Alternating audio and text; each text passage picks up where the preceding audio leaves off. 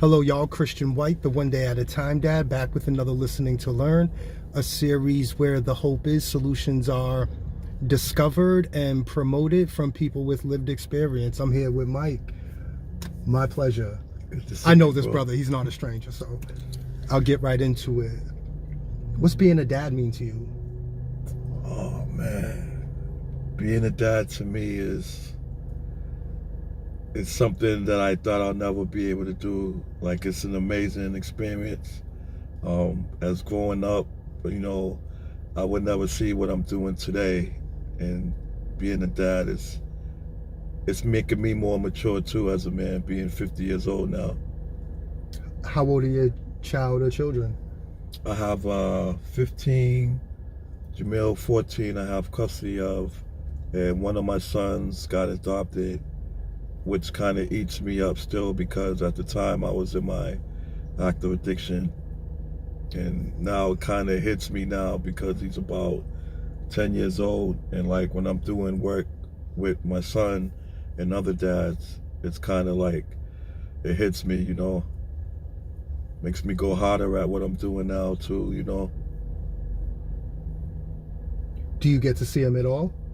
Nah, I got like 5 pictures. Him and Jamil, I got a split shot. Him on one side and Jamil on the other. And it breaks my heart. I can't even get in contact with the aunt. The aunt got custody. She ended up going to court. And they're out there in Fall River, out that way. So it's like I'm even Googling social media. She's not on there. That's weird, with everything out now. And so there's some work I got to do around that if God's willing to put him back in my life, Absolutely. What I heard you mention addiction. You struggle with that at a certain point? Oh yeah. Just growing up, with the peer pressure, like, high school and dropping out of high school, and addiction started like around 17, and it just went and kept going and going and going. And what were you using at 17? 17, it was just like the drinking, the 40s, and the private stocks, and the and the weed, and then around the 20s it progressed, started like landsliding. Do you remember how that happened? What you were going through at that time? At that time, it was kind of being bored, being at home with my grandmother, and then I wanted to hang out, and then I got caught up with the hanging out. And then once I started with my addiction, it just kind of took off from there. I'll come home on the weekends, recuperate during the week, and then the weekends I'll be like right back out, worried my grandmother. Oh man, brought her through the ringer, So let me ask, have you been to prison before? Yes, I only did county, but if I kept going, I probably would have got a stretch. I know a lot of guys that I ran with, they're not coming home, or they're in pre-releases now, and they're trying to get their life together. So I did that. When I went to jail, I went in, got out, did the same thing over and over, and it kind of just... How do you live in prison? What was your day-to-day like? Oh man, day-to-day was like depression, getting up. Sometimes I didn't want to like go out. I'll stay in the cell, or I'll go out, like talk to the guys that I know, putting on that facade, that face that, yeah, but really inside it was kind of like, I don't want to be here, but my consequences, Was there anyone you were able to talk to? At the time, that was another issue I had, because my grandmother raised me, and she wasn't really trying to, like, the calls coming in, so I didn't really have no support. It wasn't like I can get on a phone, call dudes, collect, drop me off a pink slip. I didn't get none of that. If anything, the dudes that I knew that was in there with, they was cool with me, so they looked out for me and stuff. It was like, don't worry, it's a good dude, So a lot of this stuff I did a lot of pain, going through a lot of pain basically. You know, I wasn't out here, I wasn't no killer. I was kind of self-medicating that childhood by drinking and drugging basically. What about your childhood needed medicating? Huh? What about your childhood needed medicating? Oh, like what, as meds taken? No, in the sense of like you said that you were kind of self-medicating because of your childhood. Oh yeah. What were some of the things that you had experienced that made you want to medicate those feelings? Oh, it was hard because let me go back a little. My grandmother raised me, and my grandfather was there, and me, my cousin, and my uncle, we came home one day, and it was kind of sad because it was like he left, and she had to raise us three by herself, and that hit me because I didn't have that. He was thorough. He was like that good times, James Evans type of. So I was okay when he was there, but that's when, after he left, that's when a lot of the peer pressure and stuff came in, you know. Because he stayed on us. He was go to the school and embarrass us. You know. What was it about him not being there that made you, I guess, feel like you could act out more or did act out more?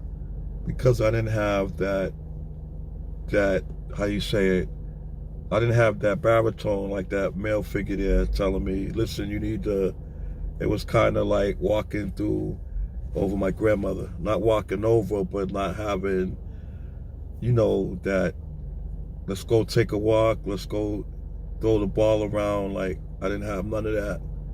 At one point I did. I was out in Washington Park here playing softball and, you know, basketball, but as I got older, it's like everything came out with my addiction. That's why when I was in my addiction, I didn't want to feel, so I kept getting high. And then when I come down, everything hit me at once. So I'm like, oh my gosh, and to this day, I'm still dealing with a lot of my, you know, childhood stuff. How long have you been clean for? 14 years now. Ooh. December 2nd would be 15. How did you get clean? I got clean. I was living under a bridge over by Pine Street, and these two guys I know, they was walking by and they noticed me and they was like, you know, you need some help. And I'm like, no, I wanna die. I was ready to go because I was like out of it. I was like 90 pounds, and they brought me to detox, and I went there in a wheelchair. I went to Who were these guys? These were some older guys that knew me from like when I was younger, and they knew I was a good dude. They knew I wasn't out here like hurting people. How'd they come across you? Were they in a similar situation? Yeah. And that's what's funny, not really funny, but people that are in active addiction, they don't really stop, and, you know, and they took the time out to get a wheelchair and wheelchair me all the way over to that detox. Really? I love hearing that. And God rest his soul, he moved on. But if it wasn't for him, it was like,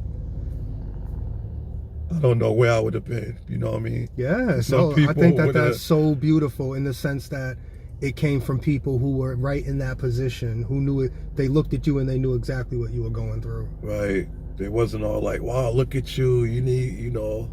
And then when I got in there, it was like I had to deal with my mental aspect. You know. And what did that look like? Oh man, I was everywhere, Chris. It was to where I was like, I didn't know who I was coming or going when I got there. You know, I could barely like sit up. You know, my hands were shaking, and I was like out of it. I didn't even know what day it was, or, you know, the next day I forgot who even brought me there. So it was like I had to get that part, especially in recovery. That's one of the things a lot of people don't look at, is that mental health piece. Why is that mental health piece important? Oh God, to me, it's so important because I see, like when I was out there using, how I was under the bridge talking to myself, and like people was just see me and like, you know, like this kid needs some help, you know, basically they were saying. And it keeps me going because like I see the psych and I see a therapist and Even I get to today? share. Yep, definitely. After 14 years After clean. 14 years, because when I learned about an addiction when I was using's like this small of it. And then when the drugs are gone, I'm dealing with myself like I'm 50 years old, but there's days where I'm not acting like I'm 50 years old.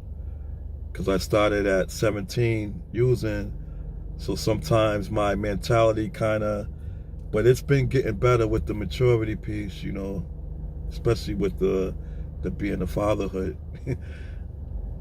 Does your son know about your past? Oh yes, definitely. Who told him? I told him. I got a video on YouTube. We sat there and we watched it. What's the name of the video? Mike's Story All the Way Home. Mike's Story All the Way Home? It's on YouTube. On YouTube? Okay. And he watches it, and yeah, I tell him sometimes when we're walking, he'll see a guy with a gray blanket, and he'll grab my hand tight, and I know why he does that. And I have a tear like coming out my eye when we walk by him, and he'll look at me. I'm like, remember? He said, yep. What does that do? What does that mean in that moment for you emotionally? Oh, it breaks me down big time, you know, because I've learned over the years, like, to show my emotion. I used to always cover it up, like, you know, portray something that I really wasn't. And I learned, like, being myself and raising a young teenager in this era, let him know it's okay to cry. Because growing up, you know, if you cry, you was weak, you know, and I didn't know how emotional really I was until I got clean, you know. And it's okay to cry. I tell them, don't hold that in because you'll end up over there in Harvard Street or somewhere, which he's not built for, you know. Why was it important for you to be present for your children with in the healthiest way you could be? Why was that? Why is it important for a kid to have a healthy father? My thing is, for that, to have a healthy father, it's important because they need to see that, like, not only growing up like in Roxbury or whatever the case may be, but having that role model figure. And especially when I was told I'll never see him again, that motivated me because I could have just gave up and got high. And he was in DCF custody at the time. So when you mentioned the mental health, yeah, that was like motivated. I said, I gotta, like, you know, and I think it's important because in this era, especially what's going on now, you don't see that as much. Back then they had the Big Brother Association, they had the red shirts, the summer jobs for the kids, and now everything's like playing outside. Now everything's phone technology and stuff like that. You know, so I think that's major, like that role model. I never thought I'd be a role model to anybody, you know. What is recovery been like during this whole COVID pandemic? How did it start, and do you feel like the recovery movement is beginning to adjust to COVID? Like, have there been struggles you've personally been going through because of COVID, trying to deal with your recovery? Actually, the pandemic been a blessing, and by me saying that is like they have an app on Zoom, so I go on there and I go like to some men's meetings and. Do you know what the app is? Yes, it's called Zoom. It's a blue. Oh, the Zoom. It's just on Zoom. Yeah. Okay. So it's not like a specific organization. It's just meetings you can find through Zoom. Right. And I mean, I'd be in Russia on the Zoom and like meeting. Interesting. So you get a chance to hear a variety of stories. Oh man, now. Chris, I heard this kid was 20 years old. He had like 5 years clean. He got clean when he was 15. I said, in this era, 15. When did he start using? I know, he said like when he was like 8 or 9, being around his mother and yeah. But like when I'm on like the a lot of people, unfortunately, that they're not able to do the Zoom. Yeah. And they went back out. A lot of people that I know relapse because they don't want to really sit on the computer or the phone and sit there and listen to somebody. I'd rather the meetings in person, but a lot of those are shut down. Now, are there efforts being made to kind of help at least hold those people to not using as COVID develops? Like, I guess what I'm asking is are the people who are relapsing being forgotten about during COVID? Somewhat, yeah, because when, like for me, like when I was caught up, the last thing I want to be on the phone in a Zoom meeting.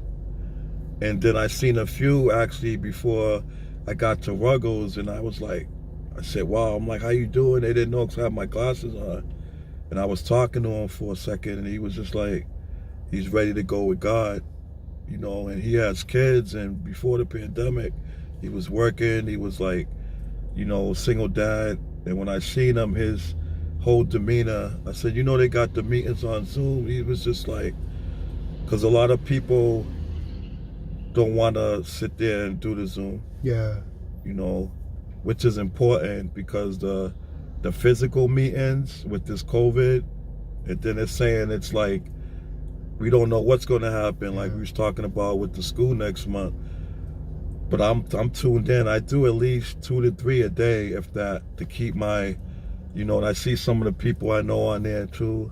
Now, are there any efforts being done to try to, like, how is outreach in terms of recovery with COVID? Are people still kind of actively trying to get people off of the drugs? They actually, I really haven't seen nothing regarding that, like outreach on. Yeah, I never really on Zoom or nothing. Because I think for me, it makes sense that a lot of people relapse. Absolutely. You know what I mean? Just think of how hard it is not on drugs, right, not on any substance, trying to adjust to this pandemic. I mean, my sleeping's been off, my eating's been off. You and me, everybody. both, man. And I mean, right, this is normal. Mm-hmm. So I mean, when you add in these extra barriers, like it just makes me wonder if anybody is being proactive about kind of holding on to the people that are there and right, still coming up with creative ways to reach new people. Right. Like that's what I wonder, because a lot of it would have to be online. Exactly. Like I mean, if the way things are going, the face of recovery and so many other things will have to evolve. Right. They'll have to reinvent themselves. New ways, new tactics, new right, whatever the case may be. I even went over to the Men's Health on Albany Street, and that whole strip right there, it was like, you know, my heart races sometimes still, because like I'm seeing myself. I'm like, if I was to relapse, it'll be over. I'll call DCF, and that's how I know I get down when I use. That's why I go so hard with this, because the Men's Health was even closed. So I said, wow, this is real. You gotta go make an appointment. And then I got tested again for the COVID, and that's probably they probably sent me the link. And just being on top of stuff. But like, I sit at home and I sit there, my son's there, and like I go through that depression. You know, I'm not gonna lie, I'm not gonna sit and say like I'm good. There's days when I have emotional breakdowns, but I stay strong because I know I have a responsibility. How do you stay strong with that pressure? Oh man, First, let me ask, when you begin to feel that depression, what does it physically feel like? Just staying in bed, covers over my head, AC on, and just feeling down. And this is even being 50 years old, being a dad, a single dad, mm-hmm, you still feel that. Because I still, in the back of my head, I'm like, you know, you're not going to be able to do this. He's 14 now. You know, I had him since he was 18 months old. Mm. And I'm seeing the growth in him.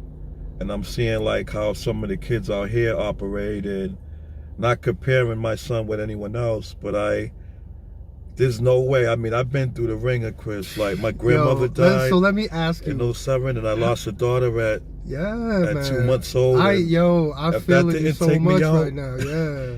that didn't take me out, man. She told me right from St. Joseph.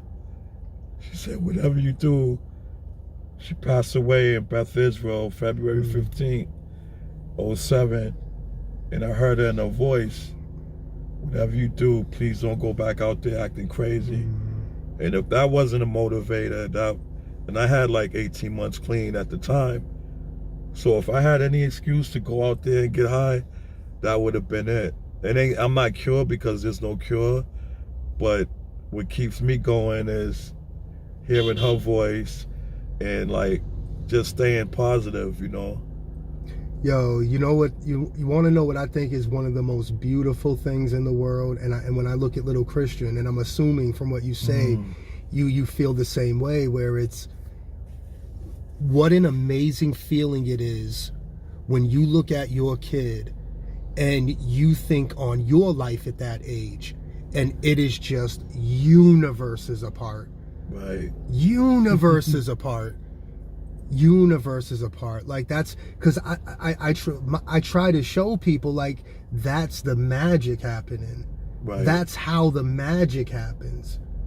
And I see how you interact with little Chris, and I'm like, it brings tears literally to my eyes because I'm seeing like the mental health you talked about. I was in Dudley, and I'm seeing it in these young kids, and like they're walking around, they're like, you got $1, you got a cigarette, and their pants are down, and this, you know, and I look at Jamil, I picture my son, and it just gives me some kind of that juice, Chris. And like, I said, I'll be honestly, I'll be a coward right now if I go out there and use, and they take my son, because if I come down, when I come down, if I make it down, the first thing is going to be like, oh, my son's gone. I'll probably get a state bid because I'll be out here acting up, you know, and that's the thing I want to avoid. You know, I've been there for people that's been, like you mentioned earlier, people that's incarcerated.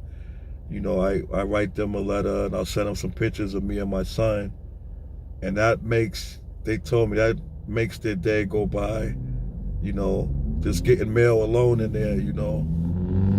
Yeah. Absolutely. I know, sure. I remember days the CEO used to just like drive-bys, and you know. How does it feel when you're in prison and you consistently have those days where you might have not had canteen, so you have to eat the state food? You know, you have that hope that the CO's not going to pass your door during mail time, or, you know, and then it's 50-50. It could be mail for you or your cellie. Right. You know, so I try to explain to people sort of like the fluctuating emotions that you have when you're in prison. I feel like a lot of people don't really understand the back and forth that we feel at every moment during the day, because it's almost like, you know, that whole thing, you know, expect the worst, hope for the best. You know, we embrace that thinking. Right. And even though we expect the worst, we always hope for the best.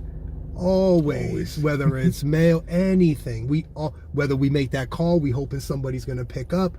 Right. If they don't have money on the phone, that they're going to press that button to stay on longer to set up an account. Whatever the case may be, like, I try to expose like the different emotions people go through in prison to understand, like, this is what's coming back out into the community. Are we properly supporting people where they need to be supported? You know, you know, what programs are working, which ones don't work?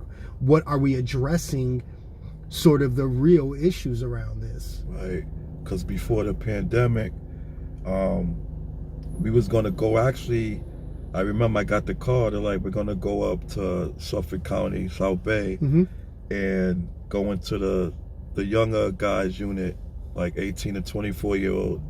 And I guess they got there's fathers in there. We was gonna start to do that. The pandemic hit, you know, and so now they don't even, in there, like the recovery thing, I feel for a lot of guys in there, because when they do come home, they gotta walk out the front door, hit over there on Mass, and it's like, wow. The first thing that you come out of South Bay, is you're going to especially if you're a recovering addict, right, is a whole bunch of addicts that have no intention on recovering in that moment. And now they're trying to make it. They got them fenced in, Chris. So Yep, I saw. I said, wow. And they see you. It's like you getting out of one prison and going to a new camp. Hey, yo, where you been? Come back over here. We missed you. And right. that's actually it. I never thought about that. Especially for recovering addicts. If you walk out of South Bay House of Correction, you walk right back into everything that you were trying to recover from. Mm-hmm. And if you're not strong and got no support when you get out, it's going to just suck you right back in. That's what I wanted to ask you. How important is a support system? Oh, man, big time. That's why I was hoping, like, before the pandemic, we was going to set it up to where when dudes got released, they'll have a spot, like even a drop-in center. When that ended up closing, Step Rock down Dudley, because guys used to come there. Yep. And now it's really, there's really not even none of that anymore. That's where Deshaun used to work, right? Yes. Okay, I've been in there a few times. Okay. They're up in Mattapan now. And they got like a whole new building now, right? Right. So when they get out, it's like if you're not strong, or have somebody like right at the door pick you up, say, listen, man, we're gonna do this, you know, because I got dads that still call me and they like, is there any dad programs going on? And I said on Zoom that we're trying to keep that going still with the nurturing fathers and stuff. When you're like in your feelings, who do you talk to?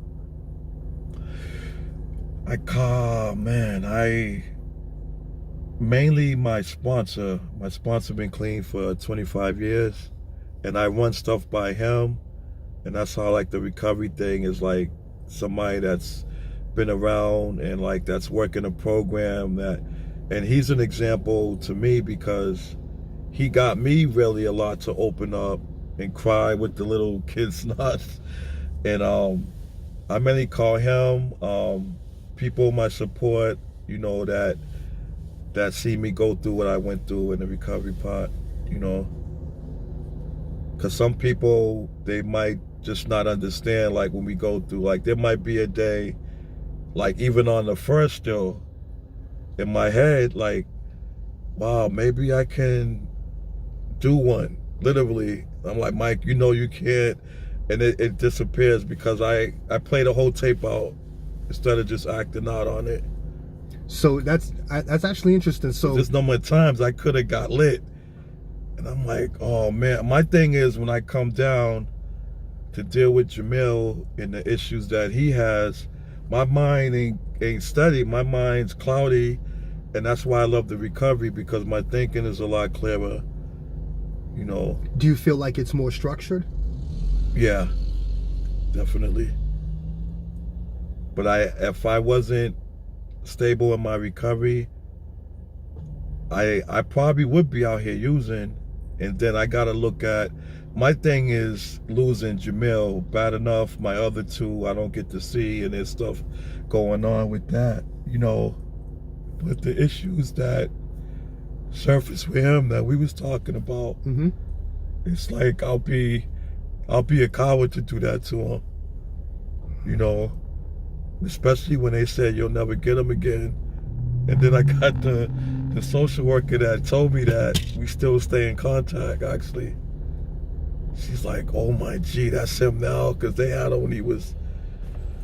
So it's like, I never judge a book by its cover, because I don't know who's been through what or who's capable of doing what, you know. What do you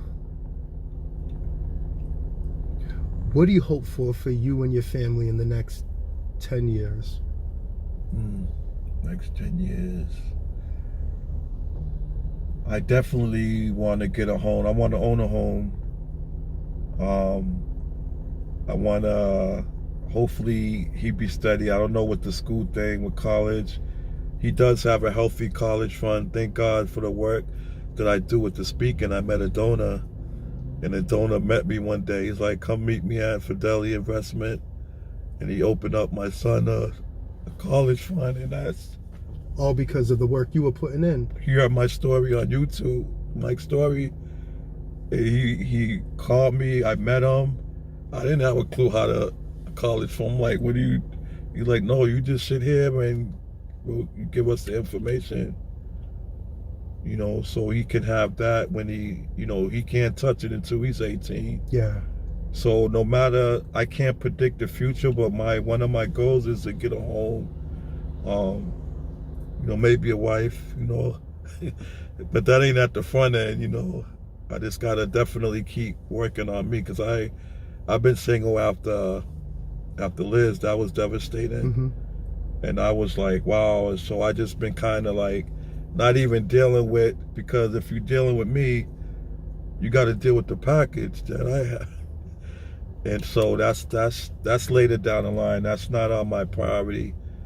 My priority is making sure my son's mental health is good, that my mental health is good, that my recovery stays stable, and that whatever the outcome comes with what we talked about earlier, because I don't know where that's going to go, and that could be a factor with schooling and the bullying piece.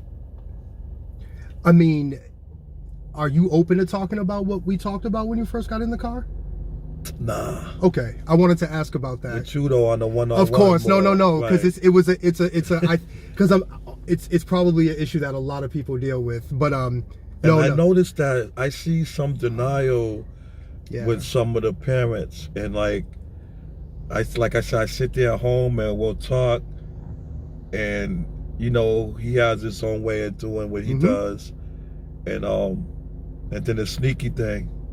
And I gotta look back, like you said, I was sneaky too. I remember going in the kitchen, grabbing the milk out the gallon. My grandmother said, "What are you doing?" I almost dropped the milk. And I mean, a lot of it, I don't look at as sneaky. I just like, it's kids being kids. Like, this is what they're supposed to do. Right. They're supposed to try to get over on you. They're supposed to lie. That's how they develop imagination. Right. We can guide them, but ultimately, I think you. What I like is you're not trying to live through your son. You want your son to be a different person than you were. That's beautiful, man. Right. That's beautiful. Like to be able to go through the struggle you went through and not become so rigid in your thinking that it only can be this one way. Because some people can only stay clean in certain ways. Right. They have to avoid this or that or this or that. But some people reach a point where they're comfortable around anything, no matter what they're around, because they've put in that work to where it doesn't have that same emotional pull on them. Right. It's not a trigger anymore. That's like the guy just told me before I met you. He was like, how can you, like, people are using it? I said, bro, like I was saying earlier, I'm not cured, but I know in my head, I know what that did to me, like under that bridge, pissy mattress, me shitting on myself. I said, that's when I don't go do banks, and I'm walking around here like a mental health case. So that when I see that, I pray for a lot, because especially in Dudley, like Dudley's to where I would never thought it would be the way it is now. Sleeping bags, and like, I'm like, wow. So it's definitely do you still feel like there's a lot of stigma around substance use and mental health? I was on a bus one time, and this is before the pandemic, and I have my student stuff on at the little briefcase, and I was like, some places I'll go, I'll get like attention, but then if I'm like what I got on now, it's kind of like moving a pocketbook, but I'm the same guy with the suit. They look and they judge right off the rip, and it's sad, because there's times I've been in stores with my son, and they'll be like looking down the aisles, and now here's the funny part: when I go in the stores now, they're like, how you doing? How's your son? Wow, your son got tall. And I can walk down the whole strip where I live at. The post lady will wave, the UPS lady will wave, because they get to see me, and they see that I'm not about like being out here hurting nobody. So when you see people that he may have judged you before, whatever, or didn't take the time to know you before, but now they're starting to see you more regularly. Do you feel as though when you get that community support, that helps you stay clean? Yeah, definitely. Like the guys that at Nurturing Fathers, they've been solid. Like when we go to these places and speak, it's like they get a lot of that stuff out when I share. It's like it comes out, and it's like it's just amazing because I never seen myself doing that. You know, I was on Channel 5 one time they had the round table, and people was calling me like, wow, you're doing it like that now? I just, God, you know, especially with DCF, because that's a big thing with a lot of even guys now. Their sons get ready to get taken and they want to go use, and they'll call me like for support. They're like, how did you do it? And it was like, I had to humble myself. I remember going to the family shelter, and I'm sitting here, the worker was driving, and Jamil was like 18 months. And I keep looking in the back, he's smiling, but I'm up here, my heart's racing because I got him for good now. And that's when my life really, you know, and I went through a lot even when I was raising them. What was the shelter experience like being a single dad? Well, we got there, it was funny. They're like, may we help you? I'm like, I'm your new client. And it was like, it was different. They dropped me off, and I brought him in a room I'll never forget. He had his crib set up, and I had my room, and we had like a little studio. And I was sitting there, and I'm like, how am I going to do this? And I kept like, and I had to get him in daycare, had to get the van set up to come to pick him up. He's asthmatic, so there was days when I was going to school, they'll call me and I have to pick him up because I didn't have like a lot of people that I could turn to. So that's what really made me motivated. You know, I couldn't be like, hey, can you pick Jamil up? Because I had to leave there, get on the bus, and then the daycare's calling me like, well, you coming in? And I'll get there. Like you said earlier, sometimes when he was acting out, a lot of it was typical behavior. Because I'll ask the teacher, well, what did he do? And they're like, and I'm sitting there, I'm like, was he throwing chairs or poking people? So a lot of it was typical behavior too when he was growing up, but they made it to where they want you to sit like boot camp. And I said, a kid's gonna be a kid, especially with the pandemic next month, with how you tell a first grader to social distance. Does Jamil have an IEP? Yes, definitely. Okay, why does he have an IEP? He was diagnosed with the ASD diagnosed. Okay. And I didn't find out until I got a neural sight. Is that Asperger's? Was it Asperger's? Was it autism spectrum disorder? Or? Yeah. Okay, so same as my son. How was it trying to navigate an IEP meeting for the first time? How much did you know going in? Nothing. How did you make it through? I got a lot of support through the Nurturing Fathers, the guys that worked there, because they was dealing with some fathers that their kids had went through that. And mainly a lot of the mothers, because you know how the mothers, when they get mainly like the what's that called there, when the service plan. So I had to go to a lot of mothers and be like, does you know IEP? They're like, yup. I used to meet them in the library and bring a notebook and jot it down. So when I go to the meetings, they was like, wow, you're learning more. And I understand it more than I did before, you know, because a lot of the time a kid is not really bad. It's they have issues where they can't control, you know, but they're quick to be labeled and, you know, oh, he's bad and he's a little MFer. And especially being around Jamil, I'm not perfect, but I don't use that word around him because, like, it's just, for me, it's like, it's not healthy for him, bad enough, you know. Did you accept right away whenever you found out? First, let me ask, how did he go about being diagnosed? What was that process like? To this day now, he still is really not comprehending it. and it kind of gets him in a funk where I'm not going to be able to do this and do that, but he is, because he's high function. Mm-hmm. So a lot of stuff he can do, but a lot of stuff he can't do. And some people, they don't understand, and they're like, you know, and I kind of like, I caught myself one time because I get real defensive when it comes to that, you know, like certain things as the bike he'll struggle with to this day, and every kid is different. I still haven't taught Christian how to ride one. His fine motor skills needed to catch up to him. Yeah, when I tried it one day, and we tried it, and he fell, that was a wrap. So I got him a nice, by the last Christmas, I got him a nice bike. I'm like, Jamil, and I don't force him. I mean, it's, you know, you get support, or you get people saying, well, you should do this, you do that, you know, and it's not, every kid is different, you know.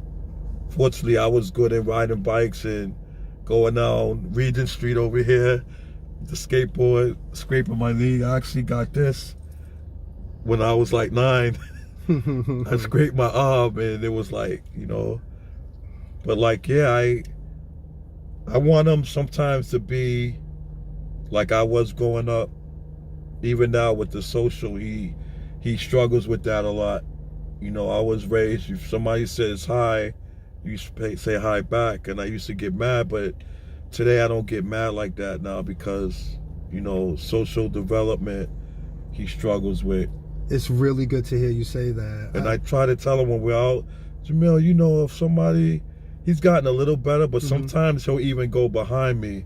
Like if we're going somewhere and they'll see people I know coming, or sometimes he'll be like, he'll give the fist bump, but 9 times out of 10, it's a hi, because social. I'm real sociable. If you didn't know this, I'm. Well, I think you bring up a good point, because like Christian was the same way, in the sense that, you know, your child could have autism, and it could affect some of their social skills and developments in other areas. But they still got the same feelings as everybody else. Right. They still want to do proud by their parents. They still want their parents to look at them with that love and affection. Even if they can't reciprocate it or respond the same way, it doesn't mean that they're not looking for that. Right. So when you say, like, you know, he's kind of behind you because he wants you to initiate it, he really doesn't want to do it. At the same time, he may want to do it specifically for you, but on his own doesn't care about it at all. Because Chris is like that. I mean, Chris will be like that. I just don't care about it. Do you want me to do it for you? I'll do it, but it doesn't, I don't care. Right. And that's fine. And I explained to him, it's fine that you don't care. At the same time, sometimes in order to reach a certain goal, you have to collaborate with people. And you can't collaborate with them in a way that appears to be not authentic. Right. You have to be authentic. And so that's, me and him talk about stuff like that a lot. Was there ever a time where you denied the diagnosis of autism? When they first told me, I was kind of like yes and no, because like when we was younger, there's no way I could see it. Like going to daycare, like when the potty training, when I taught him that and he learned, somebody was like, no, put some underwear on him. I did that. And he's like, Daddy, pee. So as for that, he had what's that called when they're young? Early intervention. But I'd never seen it. When I started seeing it, when different behavior that he started doing, and I'm like, Jamil, but now it's like, and it's like I'll pause, take a deep breath, you know, and he goes through his, you know, his feelings too, you know, especially like without his mother being there. You know, that's one of the things now where, like, Mother's Day come, he doesn't really react to it, you know. I remember one year he made me a tie out of paper, and I still got it on my wall, and he doesn't like the appreciation thing. I'm like, Jamil, remember you made me this? He'll be like, he's like that, like, attitude is like a lot too, you know. I'm like, come on, man, you know, fist bump, and they'll be like, oh, you know. But then he'll come to my door, he'll knock, because I taught him, like, You don't just come in Mm-hmm. and he'll knock and he'll still give me a kiss on my cheek, say I love you. And Chris, when he goes out the room, like my whole demeanor is like, it's like when he kisses me on the cheek, that motivation comes. I'm like, Mike, I can't go out here and do nothing stupid. There's no way. He's real affectionate. He's like me, he's like real affectionate. And sometimes when we're in public, when we used to get the bus, when he'll sit on the inside seat, Mm-hmm. he'll grab my hand and he'll make sure my hand's around him. That secure, like, security thing. Yeah. And to this day, he'll still like, and then he'll stop. I'll be like, what? He's like, nah. And I said, I know what it is, because he's used to. And then when he met with his therapist after school, when they meet, he opens up a lot more, because she tells me, she's like, How old is he? 14. And he sees a therapist? Okay. After school there he goes to, and me and her have a relationship as like IEP, normal site thing. And she said, How did he get those services? How did he begin to see therapy? Once he was out of school, he was actually in the school where it was like 32 kids in the classroom. Mm-hmm. And an incident happened, which I think was real petty. Kids play and stuff like that. And Jamil like swiped his butt. And they just went to and I had the nurturing father, some of the brothers came and they supported me on that. And they had us suspend him. And once they suspended him, they brought him to the school he's at now, which focuses more on smaller classrooms and stuff that I went through played a role in him becoming a part of that new school. Yeah. I guess why I asked that is because I think part of being a great parent is knowing your own limitations, knowing what you have, knowing what you can help your child with and where you need to go get some help so your child can get help. Right. So, I mean, I just want to say, I think it's dope that you're in a state of mind where you know that the village includes those programs, those people who support your son as much as you do. And I think I think it goes to show that, especially for men, especially black men. Yeah. Because I know so many men, like, they won't even accept their kids because of autism. You know, they think they have dirty sperm, or right. You name the reasoning, I've heard it. So, I mean, I just want to say personally, I appreciate that you accept everybody. Because I mean, I'm at a point now where I just wish, yeah, because it's just so many of these babies out here are really just out here with nothing or with limited resources because, you know, a mom or dad hasn't been able to accept that this is a part of what could possibly come about from a pregnancy or whatever the case may be. That you're not a bad parent, you're not a dirty parent, you're not a deceptive parent, you're not a loser parent. Look, I have no clue why Christian developed symptoms of autism. I have no clue how. Right. I don't even I give a shit in a sense, but I don't give a shit in a sense because that has no bearing on the way that I respond to him at all. Right. To me, he's my son, and I want what's best for my son. And sometimes I know, like, I can't always make the best choice for my son because I got so much shit packed into me that I'm not always able to see the clearest choice. And see, that's a good thing you mentioned that too. And I told Jamil, I said, you know, Dad has a lot going on, you know, with like the recovery and just the raising you and then the food shopping and the laundry. I said, and a lot of, like, I thank God for, and I always got to give him a shout out because there's a brother that works there, and his son's younger than Jamil, and we was on a Zoom and he told me that his son was autism. Once there, I heard that was my open, and they're like, if you need support, call. They're real supportive, you know, they're real supportive. When he told me that, he's like, never be ashamed, it ain't the kid's fault.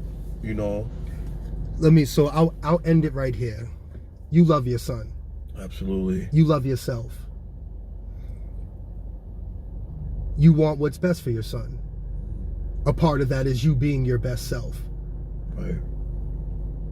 If it weren't for nurturers, fathers, any sort of person that kind of helped you play that sort of mentoring role to you and support you still, if that support wasn't there, where would you be?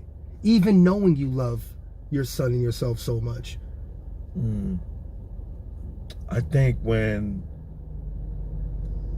I went into treatment, before even Nurturing Fathers came along, it was in my, just to get clean, and then it's like the puzzle got put together slowly, you know. At each level you became clearer? Right, because this is funny. At 90 Days Clean, New England Medical, they called me. Well, it's Tufts now, and they said, yeah, your son is born. I was so messed up, I forgot my son's mother was pregnant. That's how bad, like, the mental piece. And I went down there, and when I held him, and they were like, well, come back in 4 days, you got to put him in the car, and he's going to go up for adoption. They didn't encourage me or nothing to stay at the program. They said, due to your record, you'll never see him again. So I'm like, all right, so I'm walking. And I was right in Chinatown. I could have went and got high where I used to get high at. So I walked back to the program. It used to be Harbor Lights back then. And I stayed there, and dudes was like, what's going on? I said, I'm about to lose my son. And it's like my grandmother, she has a lot too. All the talks that she used to tell me, watch when you get older. And I used to be like, whatever. And everything she told me back then is happening now. You know, it's funny when I'll go on Zoom and it'll be like, you know, Mr. Griswold, we have a FAC meeting. What's a FAC meeting? Family, what is that? FAC. I can't get it offhand right now. It's like it's like a lot of the DCF workers, the directors and stuff be in that meeting, and they're like, yeah, of course you're part of it. They sent me an email. They're doing a meeting tomorrow because they want to know how can people help out with the epidemic going on. And how important it is it for to Family know that Advisory Committee. Okay, I knew what it called. How important is it for you to know there's a voice like yours at that table? Oh, they love me. What happened before the pandemic, they used to meet in Brockton and Southborough. So they're like, yeah, you would need to be at the meeting tomorrow. You're a big pillar in the community, you know, as for the recovery piece. And, you know, being clean, and the YouTube story. When they seen that story, a lot of the DCF officers seen it. And when they see it, it's like from coming there under a bridge and then coming to where I'm at now, you know. And I don't have an ego. It's God. God's seed. God wants all of us to do right. So He took me from there, and I can't even believe it some days. Just to go home and turn the AC on and lay down on some nice clean sheets and watch TV. That was all foreign, because getting high, it had to be, you know, that was more important. Then I always think, if I was to relapse, I don't want to tell Jamil the TV's in the repair shop because I smoked it up. So I'm real open up front with my recovery. That's something people be like, well, you shouldn't. It's gotten me this far, and it's gonna keep getting me this far as long as I stay honest with myself. I can't go wrong with staying honest. Because like you said earlier, there's a lot of people in a denial that are like, nah, I'm good. He don't need this. Bro, you might want to take him and get checked. Nah, you know, I see it so much to this day. They're like, you know, he going to be a little thug. I'm like, bro, that's the street mentality piece always comes in, you know. Absolutely. I don't want him to grow up to be a punk. He ain't gonna cry. I said, there's nothing wrong with crying. Matter of fact, I tell people all the time, man, you let your sons cry, they will probably turn out to be better men. That's how I feel about it. But thank you, Mike. Yeah, no doubt, man. Always, I bro. appreciate this. Appreciate this. Always, man.